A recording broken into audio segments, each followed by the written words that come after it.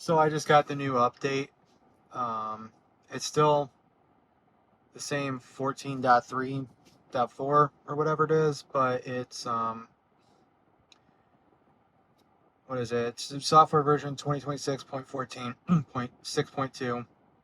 Just thought I'd take you along with me on not my first drive, but my second drive. It did some weird stuff on the way here. I was doing some DoorDash, and it like didn't know, it didn't turn on a left turn for going onto the expressway when it should have, which has never had that issue before. Um, so I had to do that, and then even though I just did a road trip to Muskegon and back for the 4th of July, it it moved over to the right lane the way it should, because you're only supposed to do the left lane while passing. And it moved over to the right lane very well on that road trip there and back. But then like on the way to the DoorDash stop here, not DoorDash, I don't know why I said DoorDash, Amazon Flex stop here, it it didn't. It stayed in the left lane like it used to. So I'm leaving my Amazon Flex drop off. I just delivered a package, and I'm heading to a Kroger now. So there won't be any. I won't be able to replicate the turn on left like expressway thing because I don't have any expressways to go back to where I'm going like that. But yeah, just join along for the ride. I'll speed things up when I need to speed things up, and it's going to take 17 minutes to get there. So 17 minutes of sitting there watching me watch the road, is not going to be fun. But I'll speed things up as it goes, and I'll call anything out that I notice that's weird to me compared to the last update for this one, and I'll figure out a way to do like better video or whatever. Like I'm just doing dual capture on my iPhone, but the mount. Okay, so it just went around a plastic bag. It just saw the plastic bag, and my Tesla, I don't have a front bumper camera because it's 2025 before they did the front bumper camera, so it does a pretty good job noticing things on the road, considering it doesn't have that front bumper camera. But I didn't notice it at first, and I'm like, why is it going around? I first thought I was going to go in the left turn lane. Like, it's too early, it needs to go into the next left turn lane. But anyways, back what I was saying, I'll figure out a better way to do the camera. Like, this works, it's just this mount is slightly too low. I don't know if there's a way I can get a higher mount or whatever. Like, this is good for me to see me, but it's not that great for you guys seeing. Like, I have to put the iPhone in 0.5 mode, and you see more of my dashboard than you see of anything else. But you know, it is what it is. So we'll see how it is. Like right here, I can turn on left if it's blinking, and it didn't want to go. So there was nobody oncoming, but it didn't want to go. I had to hit the accelerator to get it to go. And it's never done that before. It's always, proceeded with caution at red blinking turn lights and stuff like that.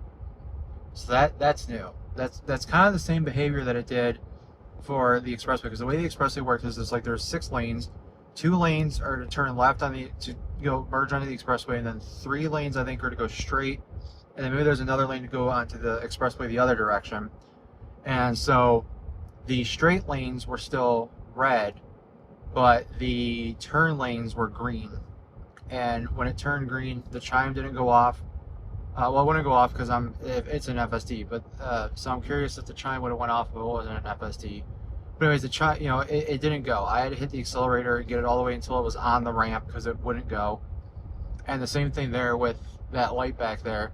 It was blinking red, which means you could turn, proceed with caution, and there was nobody in front, and I had to accelerate the entire turn.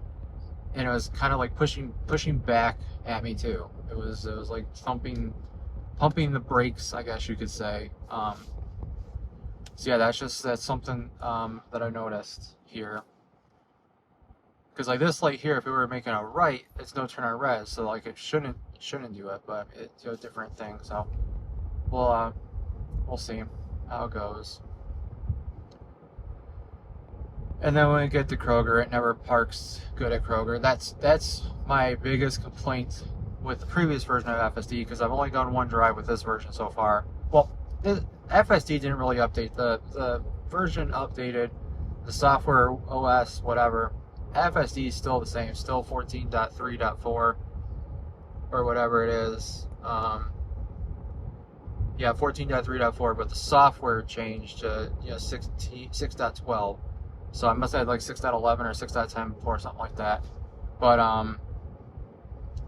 yeah, so it's just FSD is the same. The notes didn't change at all.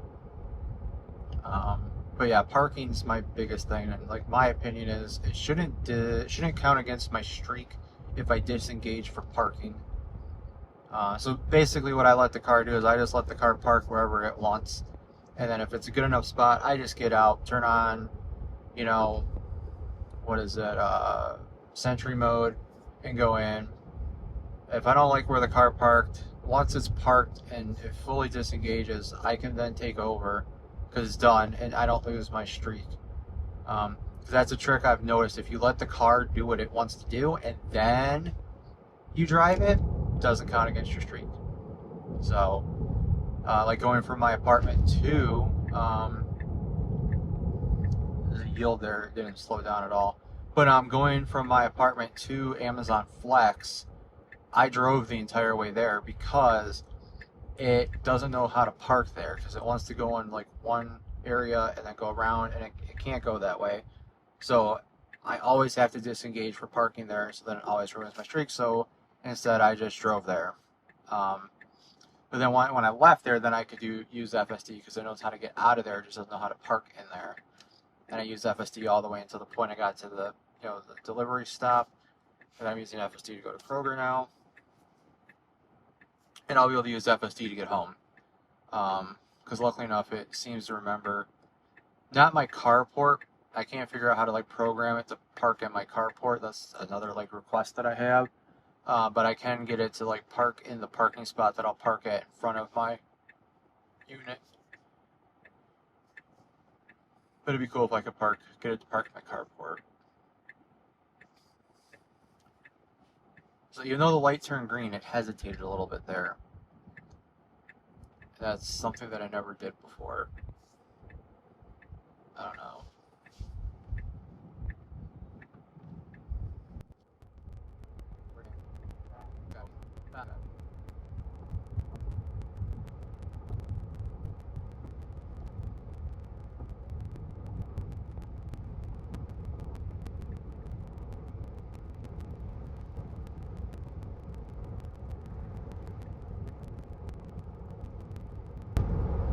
Oh, another thing I just remembered, because we're coming up to an area where it could potentially do it. Um, on the way to my flex drop off, it got into like exit lanes or lanes that were going to immediately disappear twice.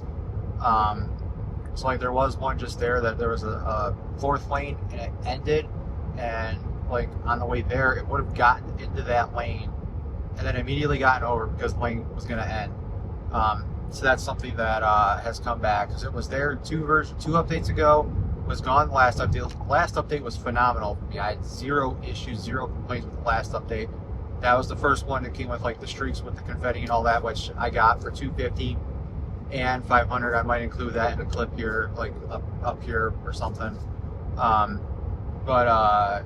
Yeah, so that's one thing I also did notice on the way there, is it did get into like an exit lane or a lane that was going to end. That I could see that the lane was going to end. There were signs there that said the lane was going to end, but it still got over and then got back over almost immediately because the lane was going to end. So that's something else that I noticed.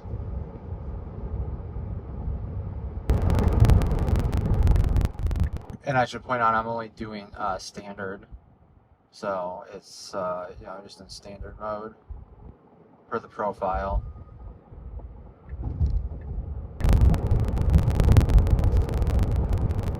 About 3 minutes away now from the Kroger. I usually do my shopping at Meijer because they have superchargers there, and I don't have charging at home. Well, I can kind of sort of do level 1 charging. Sometimes my apartment says they're going to send me a letter, but they've never sent me a letter. But level 1 charging's slow, and I'm trying to get the pit stop badge where you get like 80 miles in under 10 minutes or something like that. Um, so I'm letting it get low. I'm at 16% right now, and I'll go charge. But anyways, they changed the rates or the timing rates around me, and the supercharger I would go to used to charge. Well, it used to only be 22 cents. Now it's 24 or 25 cents. But they would do it after 11 p.m. So I would go and charge at 11 p.m. and get my groceries and all that. And then wouldn't matter if it took half an hour or so, because I would always take it up to 90s, and that way by the time I drove home, everything else I'd be at 80% when I parked. Um, Interesting. It's going to Kroger a different way than before. Before it would take this road I'm on now and then turn into the entrance on this road, but today it's going to go to the other road, turn into that entrance there. Interesting. I wonder if that means it'll actually get me closer to the front door for parking this time. But anyways, that Meijer that I go to, it changed towards after midnight now. Meijer closes at midnight. Now I think it's midnight to like 8 a.m. Yes, I could go in the morning, but I'm not a morning person.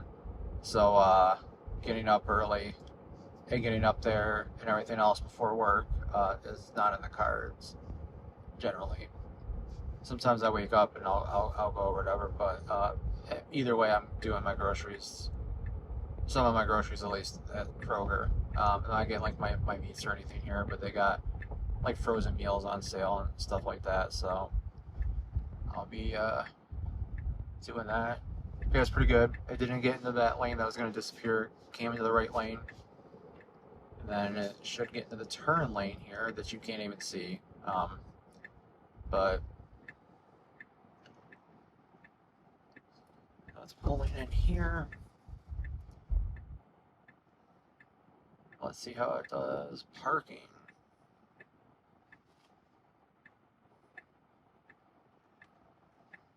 And now that's another thing that I'd like to add is I have it's pulling all the way back here. So I'll let it do its thing, park, and then I'll take over, and then I'll move closer because I don't want to park this far away. But anyways, I was about to say is I have a handicap sticker, and I would like to be able to be like, hey, you can park in a handicap spot, because instead it parked all the way in the back. So I will manually not take over because it's done now, but I will manually take it from where it decided to park, and I will go park up closer. It looks like the handicap spots are taken though, at least here. So I'll go to the next thing over, take a handicap spot there.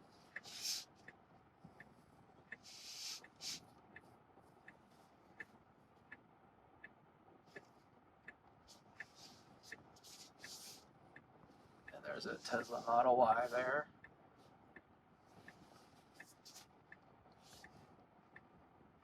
And there we go. So that was my second ride with the latest version. I'll show it on the screen here just so that way it's in the video software. So let's take this off and put it in one mode. So yeah, you can see it's 2026.14.6.12. It's still 14.3.3.4, sorry. And when you come in here, you go to release notes. I mean, nothing's really changed. Yeah, so apparently I had 2026.14.3. Nothing before. At least that's the last one. But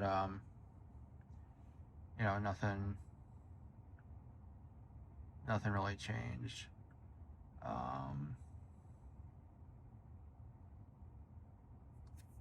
Yeah. So